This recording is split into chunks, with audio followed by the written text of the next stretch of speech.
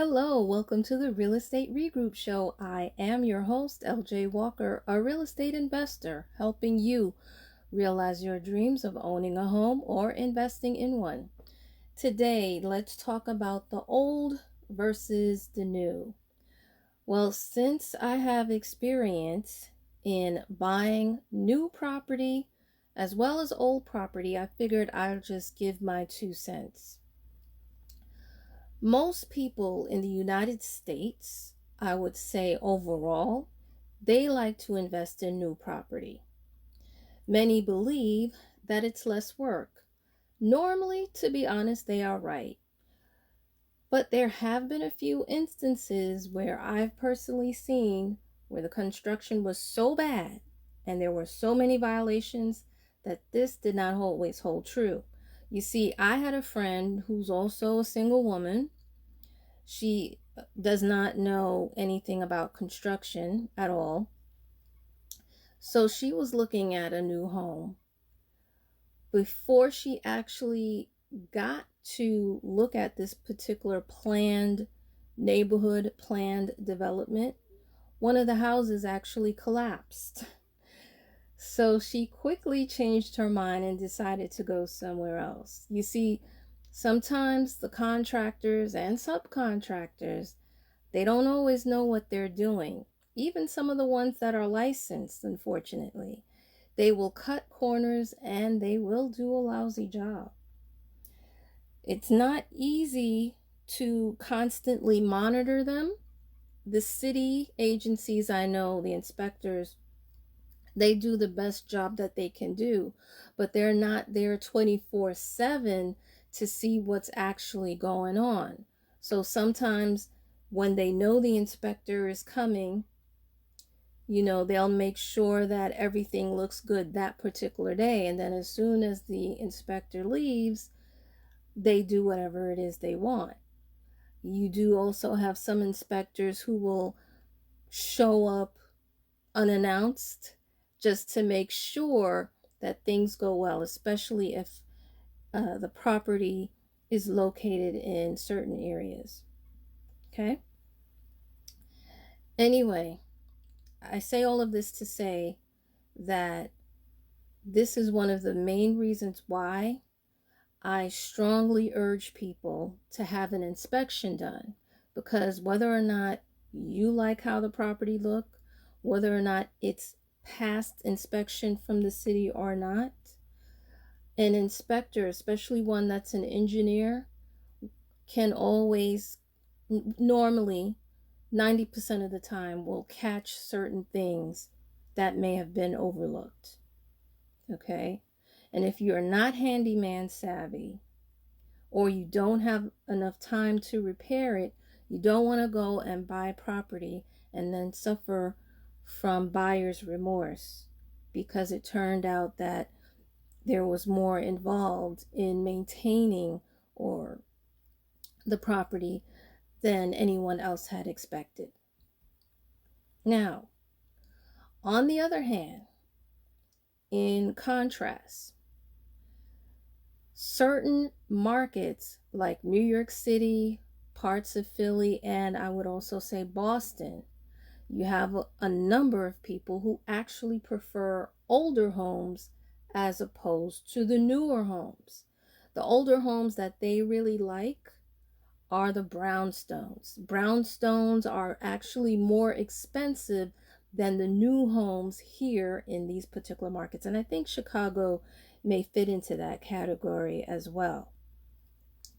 See, a lot of people who are into buying brownstones, they feel that the structure is strong because many of them were built pre-war and have survived all types of different weather. So they figure that since they've lasted the storm for so long, those would be the best properties to buy.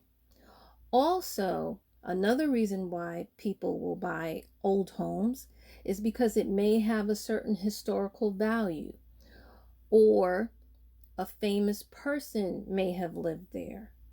For example, one of the guys from New Kids on the Block, I know that he bought his property because Harriet Tubman hid some of the slaves there, you see.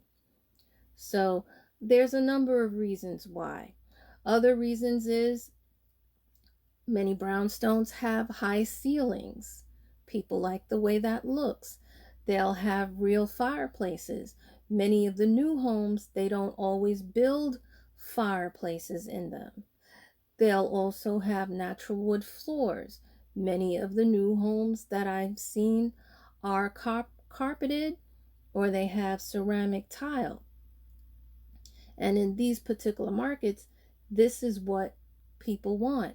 The other issue is that the rooms in many of the brownstones tend to be larger than a lot of the rooms in the newer homes. Plus, sometimes there's more rooms in a brownstone than what you will find in a newer home.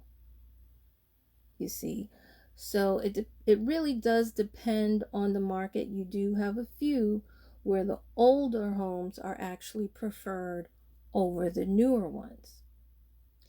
When you're buying an older home, what you have to keep in mind is that normally every 35 years, you're going to have to rewire the property.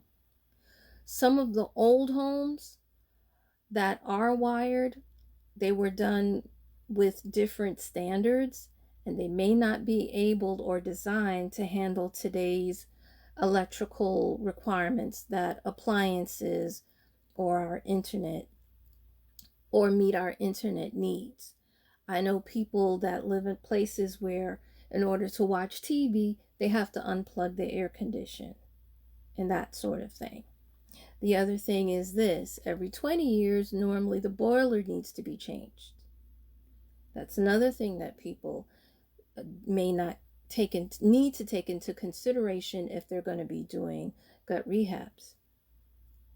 And then another problem, well, this actually can happen with new homes too, but it's normally found more so in older homes, and that's mold. That's an issue that you just can't hire anybody to fix.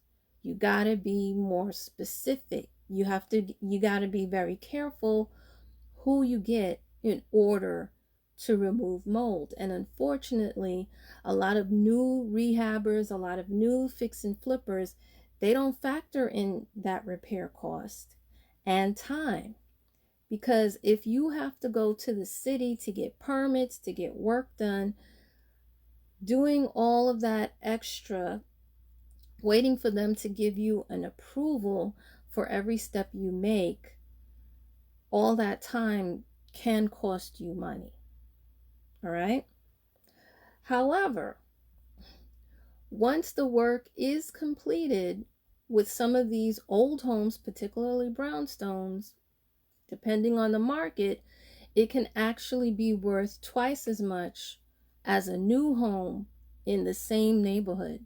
As a matter of fact, speaking from experience, a brownstone on the same block is worth more than a new home that's also on the same block, on the same street, right next to each other.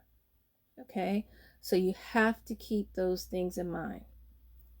But guys, all in all, at the end of the day, whether or not you want to buy something new or you want to buy something old, it boils down to preference, to time, to your skills and ability, and to workmanship.